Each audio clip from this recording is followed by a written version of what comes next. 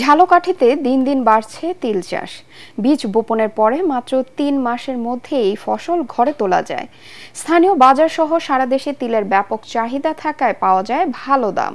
এছাড়া অন্যান্য ফসল চাষের তুলনায় ৩ গুণ লাভজনক হওয়ায় দিন দিন তিল চাষে আগ্রহী হয়ে উঠেছেন কৃষকরা। ঝালকাঠি থেকে HM নাসির উদ্দিনের পাঠানো তথ্য ছবি নিয়ে রিপোর্ট আরও জানাচ্ছেন আশিকুর রহমান। চাষ খরচ ও রোগবালাই কম এবং তেমন পরিচর্যার প্রয়োজন না থাকায় ঝালকাঠিতে বাড়ছে তিল চাষ। স্থানীয় জাত ছাড়াও বাড়ি তিল ৪ এবং বিনা তিল ৩ চাষ করে সফল হয়েছেন চাষিরা। বীজ বপনের পরে মাত্র ৩ মাসের মধ্যেই ফসল তুলতে পারেন কৃষকরা। পাশাপাশি স্বাস্থ্যসম্মত ভোজ্য তেল ছাড়াও বিস্কুট এবং খাজাসহ বিভিন্ন খাদ্যপণ্যে ব্যবহার বেড়ে যাওয়ায় বাজারেও রয়েছে তিলের ব্যাপক চাহিদা। ধান আবাদের চেয়ে এ ফসল চাষে ৩ গুণ লাভ পাওয়া যায় বলে জানিয়েছেন কৃষকরা।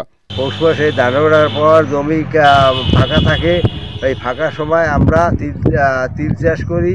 তিল চাষটা আমাদের জন্য খুব একটা সহজ লাভজনক একটা ফসল। এতে সার ঔষধ তেমন একটা লাগে না, অল্প খরচে ভালো আমরা লাভ পাই। তিল ফসলে আমাকে সুন্দর চাষ ভালো হয়েছে।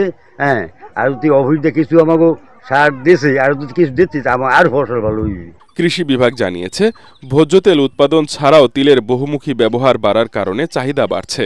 তিল চাষ করে ভালো ফলন পাওয়ার লক্ষ্যে কৃষি বিভাগ থেকে প্রদর্শনী কার্যক্রমের পাশাপাশি চাষিদের প্রয়োজনীয় প্রশিক্ষণ ও পরামর্শ দেয়া হচ্ছে।